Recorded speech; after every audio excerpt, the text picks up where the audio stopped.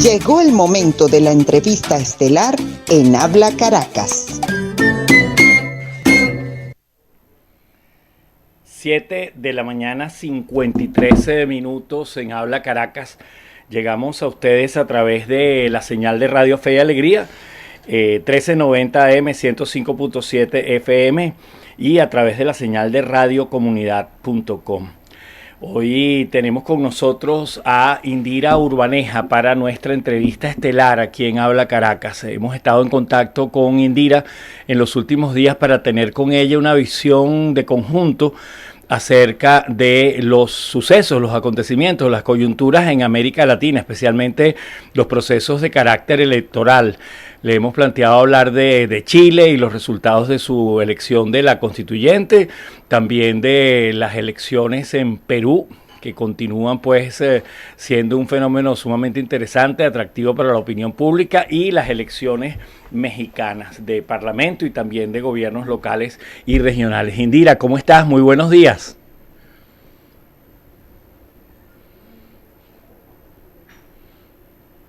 Por invitarme, me gusta estar contigo. Indira, tenemos aquí un café ya listo, servido. Sabemos que en otra ocasión tendremos a bien recibirte aquí en nuestra casa, en radiocomunidad.com, pero hoy vamos a revisar las noticias. Quizás, Indira, comencemos por México. En México se convocaron a unas elecciones parlamentarias y también de gobernadores y de alcaldes y de los voceros también legislativos de ambos niveles. ¿Qué resultados se produjeron en México y qué lectura le das tú? Bueno, lo primero es hablar de la violencia precedida que hubo, ¿no? Sí. Antes del proceso, más de 90 políticos o candidatos asociados al proceso muertos, ¿no? Es un poco repetir el patrón que lo estamos viendo, pero ahora con más fuerza, porque en otros procesos mexicanos también había sucedido, digamos, algo similar, pero esta vez creo que la cifra aumentó mucho más. Y también el retroceso pues que ha tenido el partido del presidente Manuel López Obrador, pues porque a pesar de que todavía tiene una presencia bien importante y que ha mantenido pues espacios importantes, pues en ciudades que son determinantes ha tenido un retroceso y no ha obtenido los números que se esperaban. Esto incluso lo pone en una situación de gobernabilidad interna un poco más compleja, pero esto también tiene que decir un poco con lo que las bajas expectativas de las personas con respecto al gobierno de López Obrador, porque, bueno, digamos que él llegó con una expectativa muy grande y mucha gente estaba esperando, sobre todo los sectores más pobres estaban esperando un cambio en México, ese cambio de esa desigualdad tan marcada en la sociedad mexicana. Y yo creo que él no ha sabido responder a esas expectativas. Y bueno, un poco lo que vimos el domingo es la respuesta a eso. Ahora, Indira, si bien retrocedió desde el punto de vista parlamentario, porque ya no tiene, por ejemplo, la mayoría para promover una reforma constitucional, pero con sus dos tradicionales aliados, el PT y el Partido Verde, podría tener una mayoría por lo menos simple en la Cámara de Representantes. Pero en materia de gobernadores, tuvo un crecimiento prácticamente del 100%. Claro, nosotros sabemos que eso, digamos, en lo que es el poder regional, eso es interesante, eso es importante también, ¿no? Pero recordemos que siempre un presidente lo que más necesita tener para su base o para su base de gobernabilidad está en el legislativo. Eso es lo que le termina de dar fuerzas. Entonces, esto lo obliga ahora a mantener, como bien dijiste, estas alianzas, o sea, él está encaminado, él está obligado a mantener esas alianzas, digamos, contentas, pero no es lo mismo cuando tú dependes de estas alianzas a cuando tú eres quien mantienes el control o cuando tú mantienes por lo menos, digamos, la posición de la mayoría, digamos, bien sea por acuerdos, bien sea por vía directa, pero en este caso depender completamente de tus alianzas para lograr reformas, para lograr impulsar proyectos de ley, para lograr impulsar cambios desde el legislativo y el ejecutivo, te cuesta un poco más. Digamos que sí, pues él ha ganado espacios, digamos, en los que son las alcaldías y las gobernaciones, crece la presencia de él allí, Los mexicanos esperan en este momento. Ayer conversaba incluso con compañeros, con analistas mexicanos, y me decían, bueno, que ellos esperan que esta lectura les sirva para entender que todavía hay muchos cambios y que la gente está esperando de verdad respuestas efectivas a sus problemas, a sus demandas, y que las elecciones hayan servido como un llamado de atención.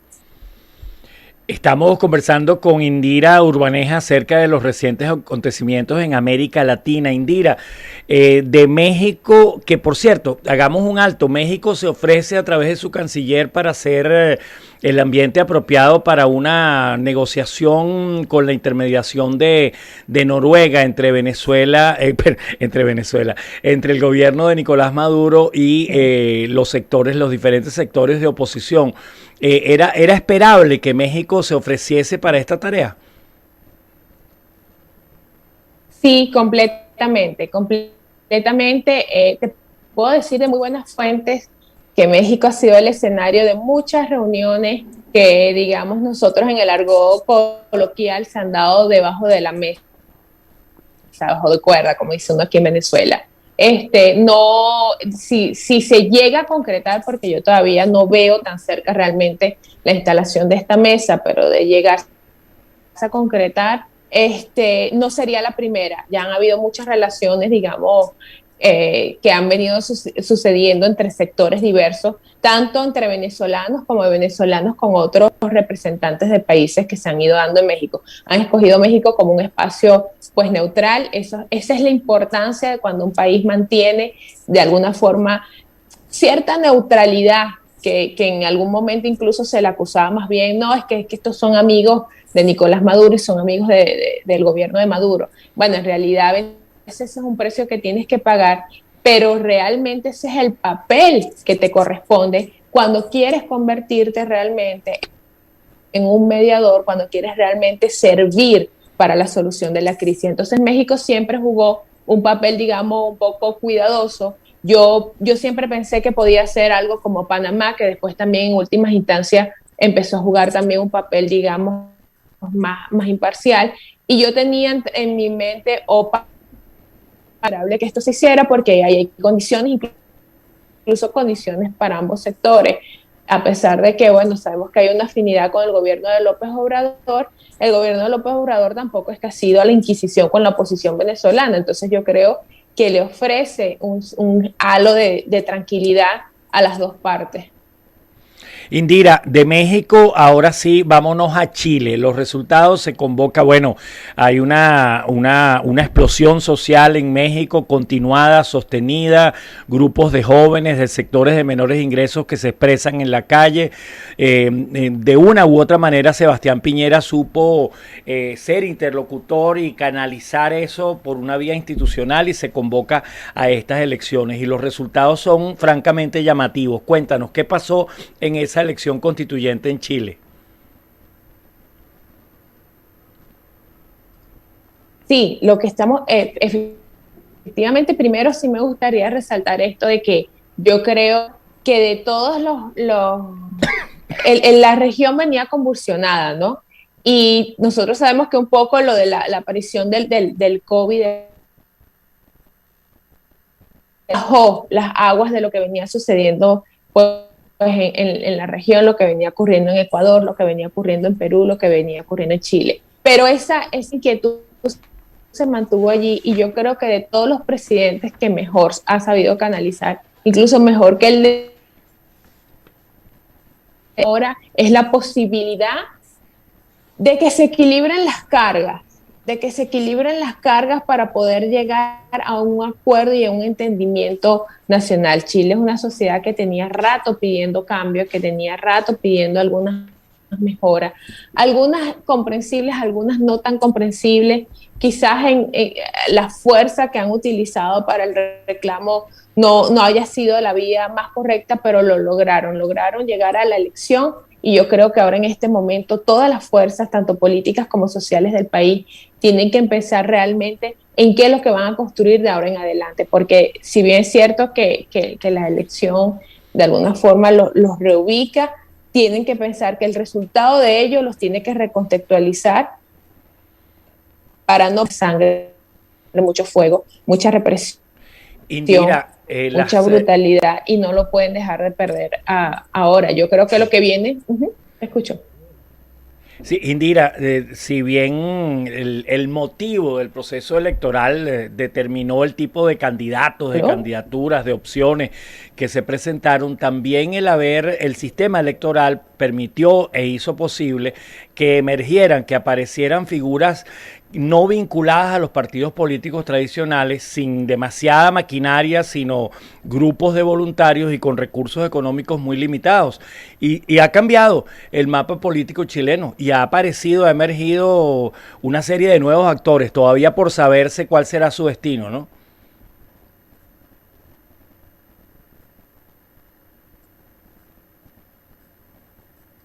¿Aló? Sí, te escuchamos, Indira. ¿Sí me escucha? Sí, perfectamente. ¿Aló? Sí. ¿Escuchaste la pregunta sobre Chile? ¿Aló? Indira, si escuchaste la pregunta sobre Chile, sobre la emergencia, la aparición de nuevos sectores políticos no tradicionales, correcto, probablemente gracias al objeto de la consulta electoral y también al propio sistema, las condiciones que se crearon electorales. Correcto, mira, fíjate que eso nos da, incluso cuando yo leía estos resultados, eso también me da un halo de esperanza para lo que podría venir en Venezuela en algún momento. Y yo creo que ahí está la importancia de no cerrarnos a la vía electoral. ¿Qué es lo que va a suceder ahora en Chile? Chile también era una sociedad que venía reclamando un cambio de la clase política. Y la emergencia de nuevos liderazgos, de nuevas figuras, les va a permitir reconfigurar un pacto nacional, un acuerdo nacional más incluyente, porque ¿qué es lo que están reclamando nuestras sociedades en este momento? Desde Colombia hasta Ecuador, la misma Venezuela y el mismo Chile, que reclamaban inclusión. Inclusión, y además era un reclamo directo a las clases políticas que no habían logrado dar solución o entender las grandes demandas del país.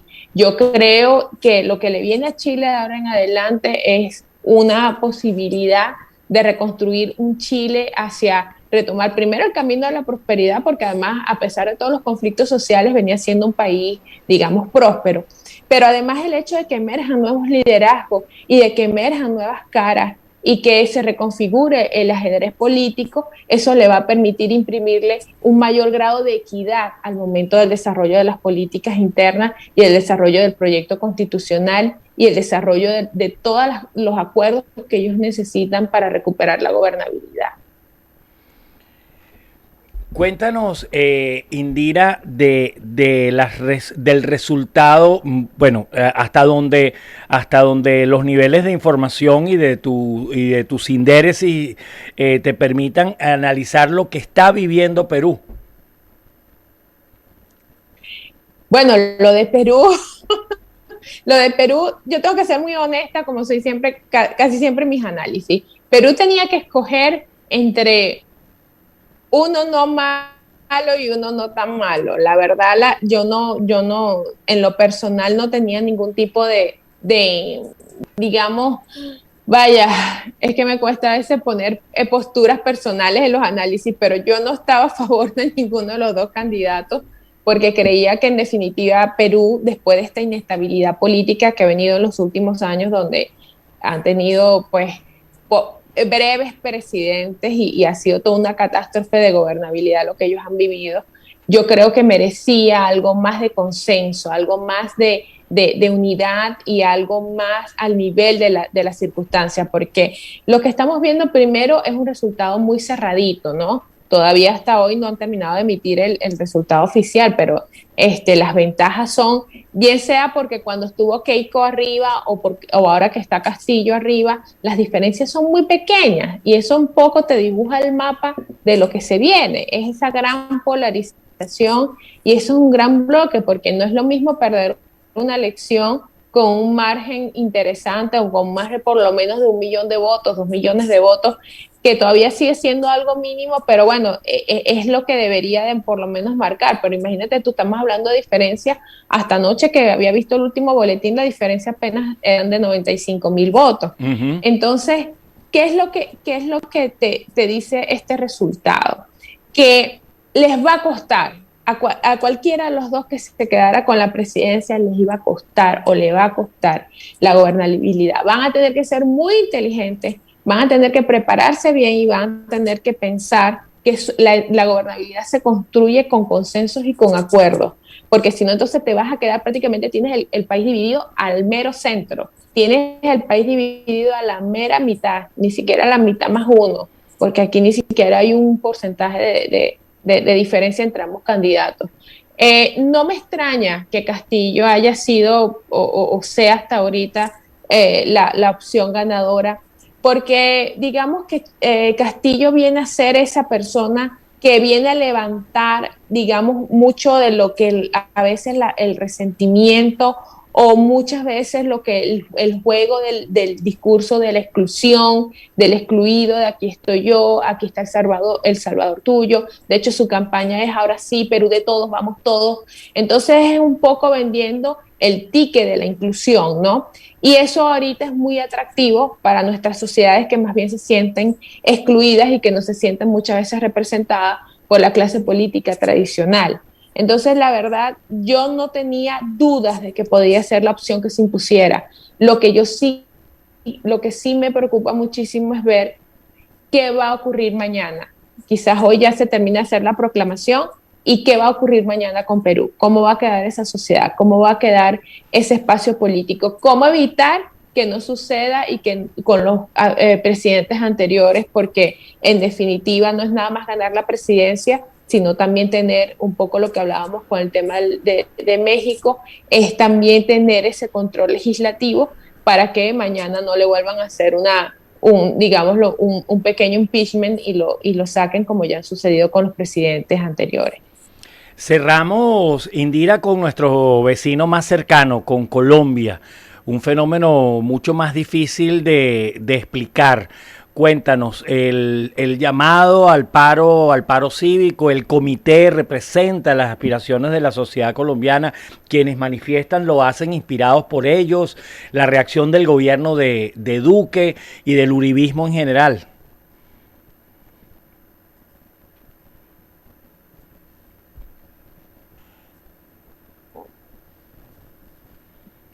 Estamos conversando con Indira Urbaneja, revisando con ella el panorama latinoamericano. Indira, te pedíamos iniciar un análisis sobre Colombia. Ahora sí. Sí, sí. En Colombia, ¿sobre qué lectura le das a las convocatorias al paro, a los trancones, a las diferentes modalidades de protesta, los enfrentamientos, la reacción del gobierno de Duque y del uribismo?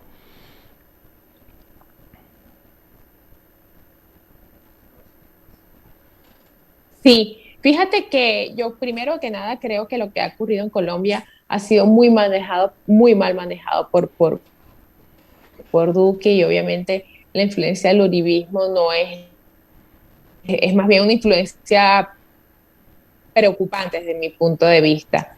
Colombia no va a cesar en sus reclamos. Hay puntos donde la sociedad, y yo creo que ellos van muy encaminados al estilo Chile, y lo van a seguir a la chilena, y yo creo que Duque también debería de pensar y copiar un poco lo que hizo Piñera en este sentido, que es darle el justo espacio a la sociedad para que se exprese y para que sean ellos quienes entonces terminen de poner el punto y fin a esta situación. Yo creo que la situación no va a cesar hasta que realmente haya la respuesta que ellos quieren, que es un cambio, que es más inclusión, que es ser escuchado. Yo te lo decía en un momento atrás, esto ya venía sucediendo. Recordemos que fue la pandemia lo que de alguna forma puso ese trapito de agua caliente, porque yo creo que es un fenómeno incluso global. Lo veíamos a finales del 2019. Eran reclamos en Hong Kong, eran reclamos en el Líbano, eran reclamos en Colombia, eran reclamos en Ecuador, eran reclamos en Chile. En Venezuela nosotros ya superamos esa etapa, digamos, del descontento en calle, porque los mismos factores políticos de alguna forma jugaron a que la calle se enfriara o a que el descontento de la calle pues ya no se sintiera con la misma fuerza del inicio. Pero considero pues que en Colombia se están dando todos los elementos para que vayan a pedir también una elección, un cambio de gobierno. Las elecciones presidenciales son el año que viene. No creo que, o pudiera ser que si la situación continúa así, de repente pensar en un adelanto o de repente pensar en algún tipo de medida electoral que pudiera bajar la presión social.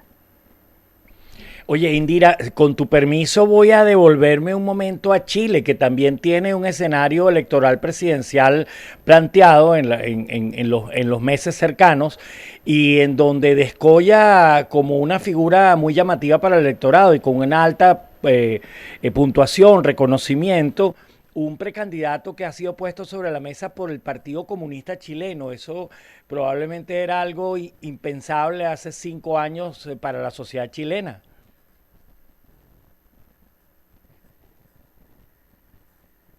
Es que un poco de los cambios que reclaman los pueblos y un poco cuando se empiezan a dar estas pequeñas revoluciones, lo que yo llamo unas mini revoluciones, uno de los impactos o de las consecuencias inmediatas es el surgimiento de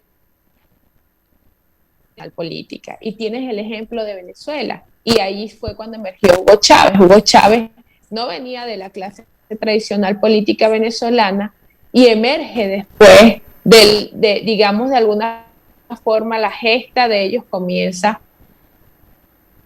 con el hito hasta que aparece el 4 de febrero y un poco son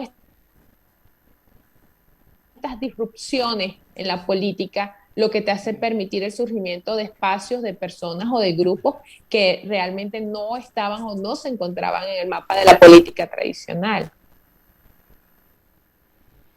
Eso significa que en Venezuela podría haber un clima, un espacio, Indira, también para la aparición de actores nuevos, probablemente no provenientes de las filas tradicionales partidistas.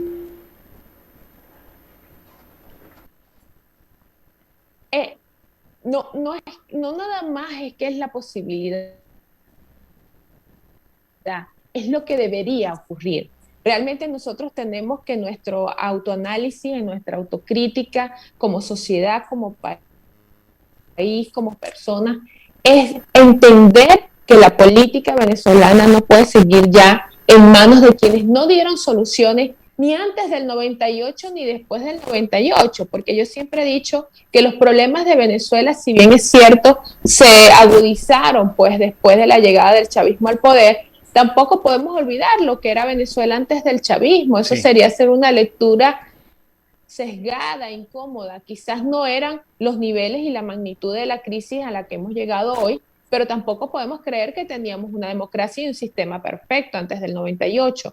Y esto quiere decir, a quienes tenemos hoy sentados en la mesa, todavía Venezuela, la política venezolana está llena de personas de ese proceso que era anterior a Hugo Chávez. Y pues obviamente lo que predomina es el chavismo en la mesa. Pero y fíjate que muchas veces se reclama del lado de oposición el cambio de liderazgo, por ejemplo, la judicialización de Acción Democrática, la judicialización de algunos partidos, porque supuestamente uno de los alegatos era que necesitaban cambios en sus estructuras y cambios en sus directivas.